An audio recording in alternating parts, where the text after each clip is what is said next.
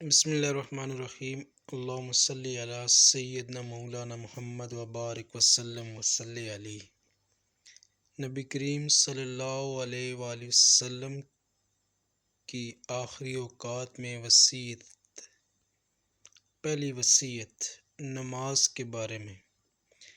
امام احمد رحمۃ اللہ علیہ نے مسند میں حدیث ام سلمہ رضی اللہ تعالیٰ عنہ اور حاکم اور ابن حبان رحمۃ اللہ علیہ سے حضرت انس رضی اللہ تعالیٰ عنہ کی تخریج کی ہے۔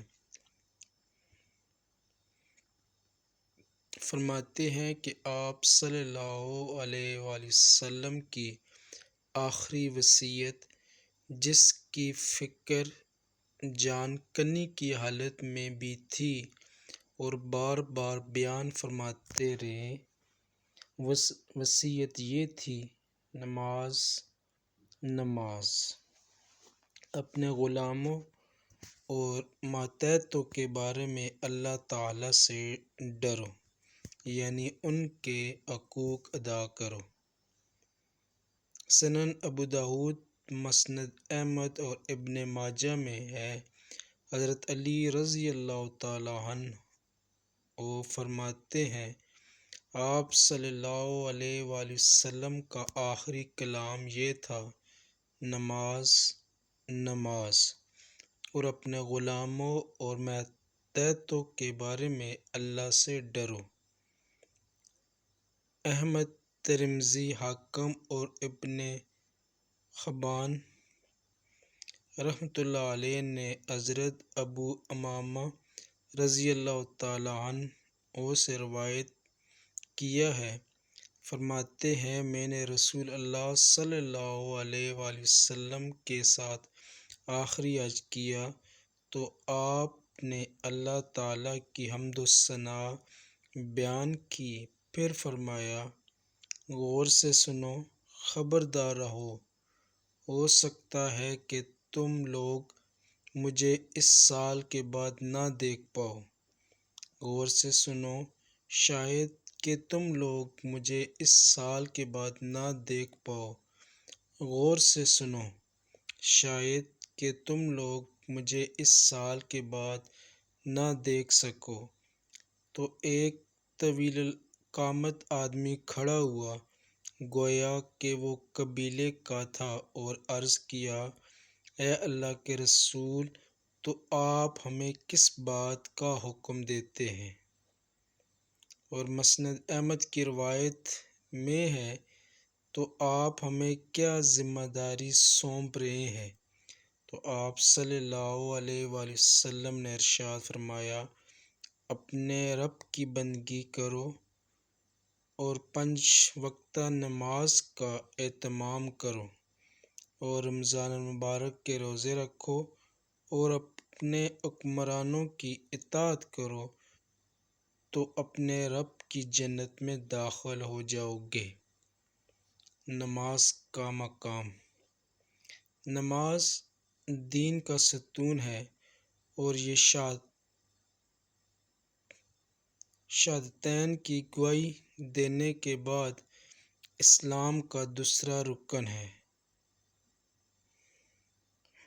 اور علی الاطلاق کے اسلام کے عملی ارکان میں سے ایک عظیم رکن ہے، جو کہ دین اسلام کا نمایاں ترین عملی امتیاز ہے۔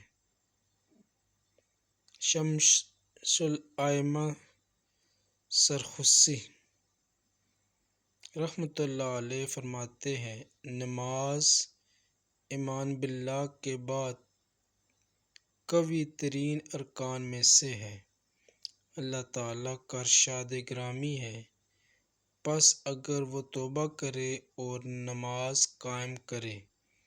آپ صلی اللہ علیہ وسلم نے فرمایا، نماز دین کا ستون ہے، پس جو شخص خیمہ لگانا چاہے وہ ستون سے ابتدا کرتا ہے۔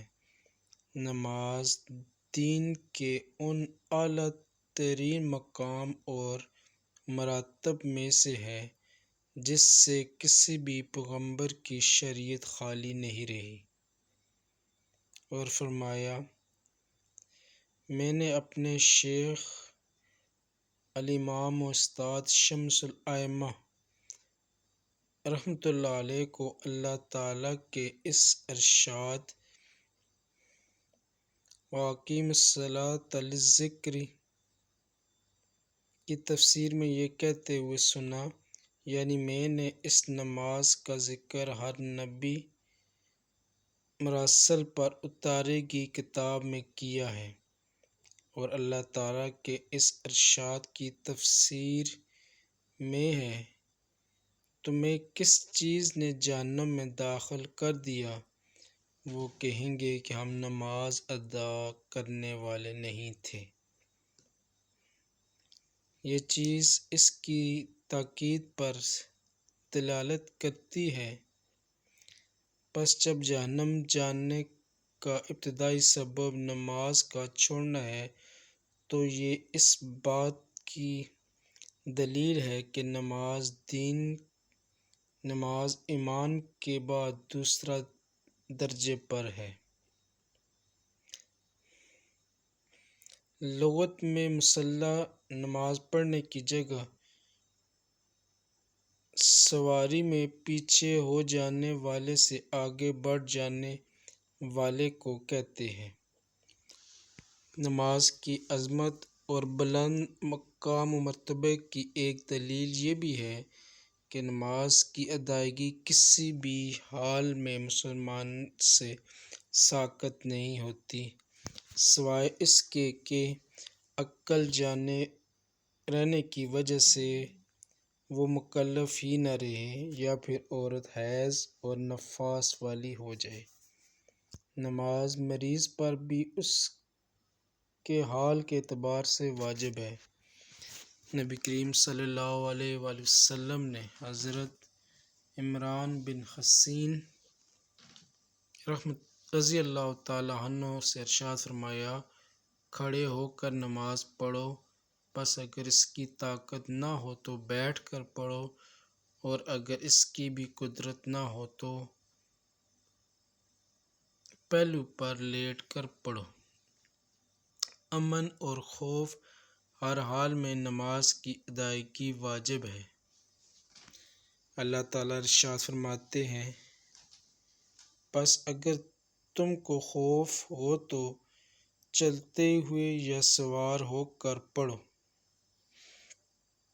یعنی اس حال میں نماز پڑھو جس میں آسانی ہو۔ جب نماز کی ادائیگی کا وقت ہو تو اس کے وجوب کی ادائیگی ساقط نہیں ہوتی، حتیٰ کہ گھمسان کی لڑائی اور جہادی معرکے میں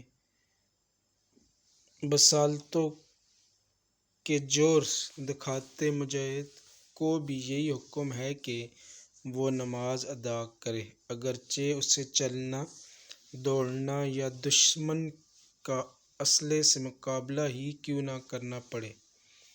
نماز اس میں رغبت رکھنے والوں کے لیے انیست اور اللہ تعالیٰ کے مخلص بندوں کے لیے سکون، اور اللہ تعالیٰ کے پرہیزگار دوستوں کے لیے راحت ہے۔ اللہ تعالیٰ کا ارشاد ہے، اور رنج و تکلیف میں صبر اور نماز سے مدد لیا کرو، اور بے شک نماز گراں ہے مگر ان پر نہیں جو ڈرنے والے ہیں۔ مگر افسوس کہ امت مسلمہ اس نماز کی ادائیگی میں بہت واضح کوتاہی کا شکار ہے، جو کہ ہر زندہ دل رکھنے والے کے سامنے ظاہر ہے۔ مسلمانوں کے حالات میں غور و فکر کرنے والے کا دل اس عظیم عبادت کے حوالے سے ان کے سکون پر پھٹتا جا رہا ہے۔ لوگ اکثر و بیشتر اوقات مکمل طور پر نماز چھوڑ دیتے ہیں، اور اس کی باعث شرائط اور اوقات میں کوتاہی کرتے ہیں۔ جبکہ نماز کے خشوع میں کوتاہی تو ایک عام سی بات سمجھی جاتی ہے۔ اگر اہل اسلام نماز کی صحیح معنوں میں قدر کرنے والے ہوتے اور اس کی بہترین طریقے سے ادائیگی کرتے تو یہ ان کے اعمال کی درستگی کا سبب بنتی اور ان کے راستے کے سدھار کا ذریعہ ہوتی۔ اللہ تعالیٰ فرماتے ہیں اور نماز قائم کرو، بے شک نماز بے حیائی اور برائی سے روکتی ہے، اور یقیناً اللہ تعالیٰ کا ذکر سب سے بڑا ہے، اور اللہ تعالیٰ جانتا ہے جو کچھ تم کرتے ہو۔ مسلمانوں کے حالات اور واقعات میں غور کرتے ہوئے ان نمازیوں میں بہت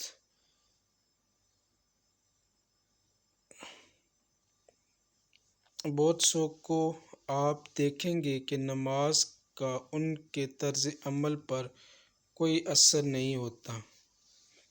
اس کا اصل سبب یہ ہے کہ نمازیوں کی نماز کو خشوع سے بالاتر محض ظاہری ارکان کی ادائیگی سمجھ رکھا ہے، تو ایسی نمازوں سے پاکیزگی اور صلاح کا ثمر حاصل نہیں ہوتا۔